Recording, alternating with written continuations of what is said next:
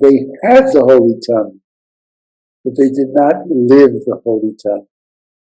They did not connect to the depth, the inward depth of the holy tongue.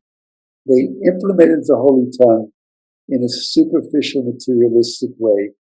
And that was their error. That was their falling.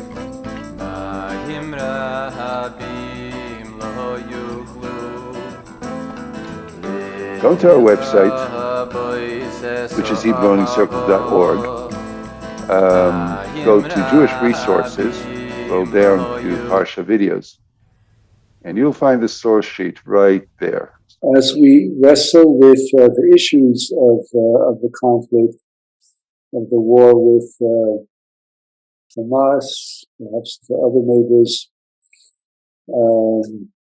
let us see what we can glean here from Torah, and especially the deep insights of the Izhbitzer. So we're in the Parashat Noah, and this is the verse that we're going to focus on is verse 1, chapter 11, verse 1. This is the beginning of the story of the Tower of Babel. And up to this point, the Torah has recounted the genealogy, the generations and families that extended from the three sons of Noah, Ham, Shem, and Yafet. Ele mishpachot bnei Noach, v'toldotam b'goyim, ve'ele nifredu hagoyim ba'aretz achar hamabul. These are the groupings of Noah's descendants, according to their origin, by their nations, and from these the nations branched out over the earth after the flood. And the way they branched out, the details of that is the story of the Tower of Babel. And the next sentence starts the story, and it says this: Vayehi chol haaretz safa echat udvarim achadim. So pay attention. In the Hebrew, it says Vayehi chol haaretz safa echat, one language, udvarim achadim, and the same words. So remember that Noah and his three sons and their wives, they restarted humanity after the flood. And it stands to reason that they all spoke the same language. Chazal teaches that that language was the holy tongue, the holy language. Vayehi ben asam mikedem. This is the next verse, verse 2, chapter 11. Vayehi ben asam mikedem va'im se'u bik'a be'eretz shin'ar v'yeshvu sham. And as they migrated from the east, this is after the flood, they came upon a valley in the land of Shinar and settled there, and that is where they're going to build the Tower of Babel. After which, the people are going to have different languages and spread across the earth in the form of different peoples, different cultures, different languages, etc. What is the difference between holy tongue? And tongue in Hebrew is lashon, and spoken language in Hebrew safa. Now, the word safa in Hebrew also means lip. There are two ways in Hebrew to express the concept of language. One is tongue, and the other is lip. There's a subtle distinction here between tongue, or the holy tongue, the Shona Kodesh, and spoken language, safa. Was one shared language used before the Tower of Babel? Was that language the holy tongue, or Hebrew, the Shona Kodesh? Can speech affect division and conflict? So, unfortunately, we are in the throes of another intense round of the conflict between our culture, Jewish culture, and our neighbors, our cousins, really, the Muslim Arabs. So much violence. What the Parsha here sheds light on, or the Izhbitzer's commentary sheds light on, is what is the role of language? There's something about our language, their language, the multiplicity of languages that is conducive for conflict, etc.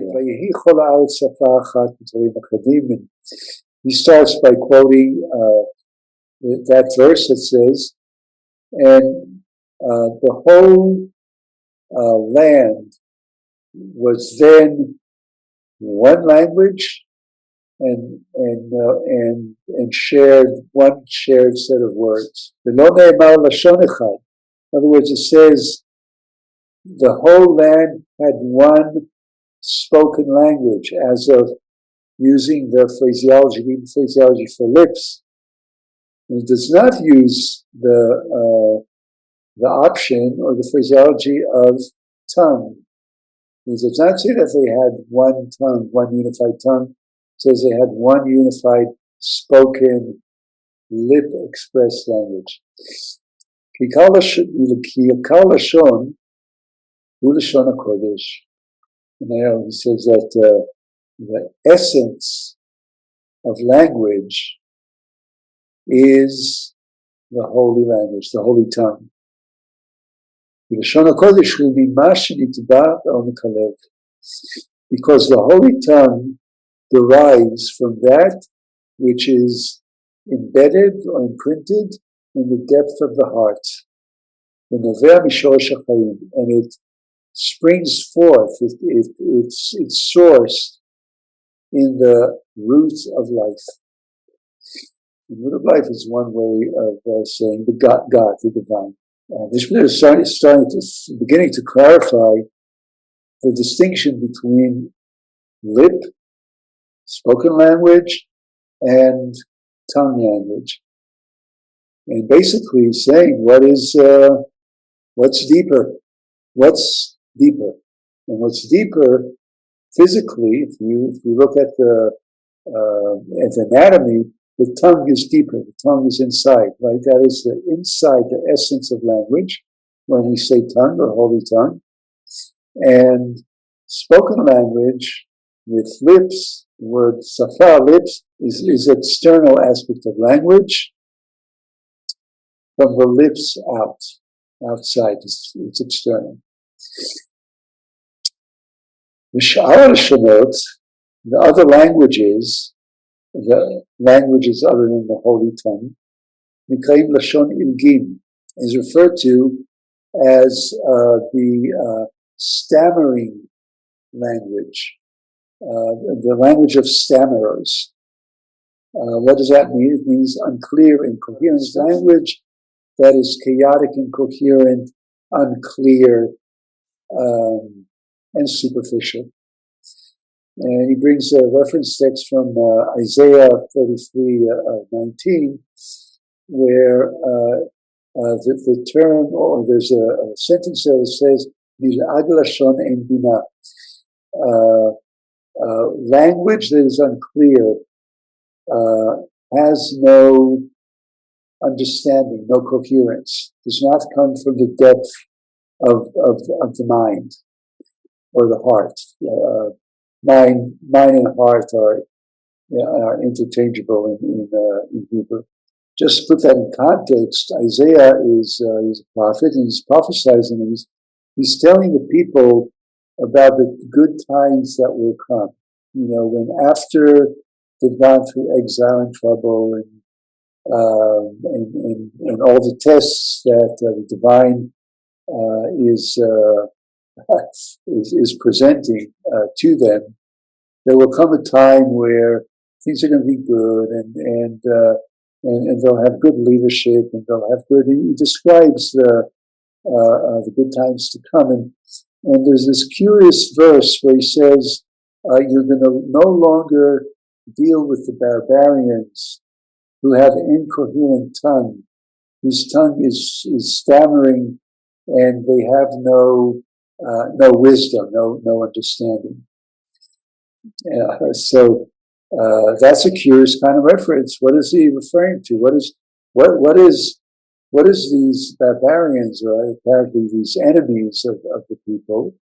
What does that have to do with their language? Why are they described by having an incoherent language? Hainu she'ein lo shoresh chaim belibo, ki bina ubalev. Meaning that those people have no roots of life. They're not connected to the root of life in their hearts. because wisdom or understanding, coherence, comes from the heart. This is Isaiah. This is reference to Isaiah, and he's bringing that as an example of the Torah recognizing a deep connection between how people use language, how people are,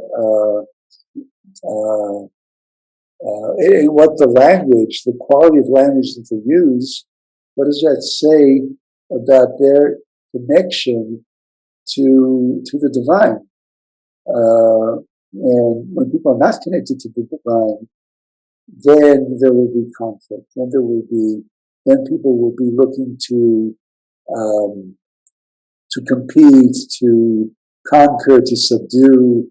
If their tongue, if the language was connected in the divine, in other words, and we're going to kind of logically reverse the description of the claim here, when people's language, when their thought, when their culture, when their zeitgeist is sourced in the divine, there should be no conflict, there should be no war.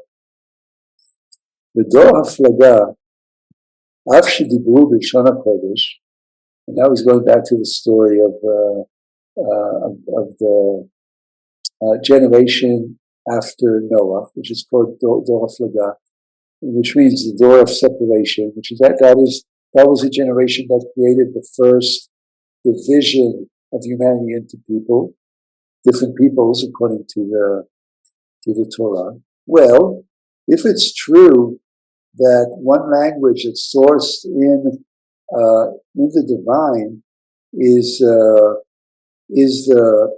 prerequisite, the condition for peaceful coexistence, what was wrong with that generation? They had one language, and the language was the holy language, the holy tongue, according to Chazal, according to the sages, even though that generation spoke in the holy tongue, right? Mikol makom, lo היה להם שורש חיים. They were only connected to the root of life, מן השפה ולחוץ, tangentially, superficially, from their lips out. In other words, they did lip service to their connection with the root of life. They had the holy tongue, but they did not live the holy tongue. They did not connect to the depth, the inward depth of the holy tongue. They implemented the holy tongue in a superficial, materialistic way. And that was their error. That was their falling. Even though they had the words, they did not have the attitude. They did not have the intentionality. They used the holy tongue in the same manner that birds and animals chatter and tweet. In other words, it's external, it's mechanic, it's instinctual. It is without the heart of understanding, the heart of wisdom. If you go to the source sheet, which is on our website, he brings one more example here, referring to the snake in the Garden of Eden, and bringing the snake as an example of somebody who supposedly spoke the holy tongue. He was in the Garden of Eden, but corrupted the holy tongue. So that is, but I don't want to get into that for the sake of time. You can go look it up. The Izhbitzer here made the point that yesterday I looked up on Google the charter of Hamas, of the terrorist organization, and I read through most of it. I skimmed some of it, read some of it. The reason I went on to did that was because somebody quoted a sentence out of the charter, and I wanted to make sure that it was well quoted, and I wanted to understand it a little deeper. When I read their charter, I was horrified. The reason I was horrified is because of the language. The language in the charter is very religious language, and some of it There's some parts of it that are actually admirable. When they talk about self-help and loyalty to one another within their group, within Islam. But a lot of it, and this is what's horrifying, is combative, is delusional, is anti-Semitic, and it believes that they have a holy, a sacred right and a sacred mission to basically conquer the world and bring Islam to the world. And if anybody resists them, like the Jews do, the only solution, this is quote, is jihad, is holy war. When I read the charter and realized the mindset, the languaging around their motivations and their plans and their, the context and their grievance, my heart sank because I realized that there's no one to talk to. There's a belief system couched in a language that's couched in holiness. And there could not have been a better way to illustrate what the Torah here is teaching us with the help of the Holy Izhbitzer.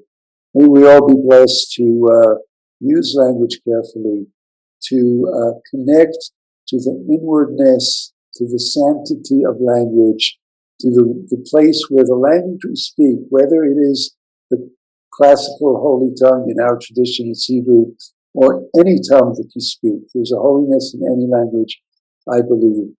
But what it requires, whether it's Hebrew or English or Chinese or any language or Sanskrit, any language you use for your daily life or for your spiritual life, that you are blessed and that we are blessed to connect to the inwardness, to the root of that language in the source of life. We will be blessed. I want to dedicate this today's lesson to peace and to conflict resolution in the Middle East and everywhere in the world. Shalom for now. Today, thank you everybody. Again, click subscribe button. Doesn't cost you anything. We really appreciate that. Like to have that extra layer of connection with you. Like and subscribe. Come back. Mayim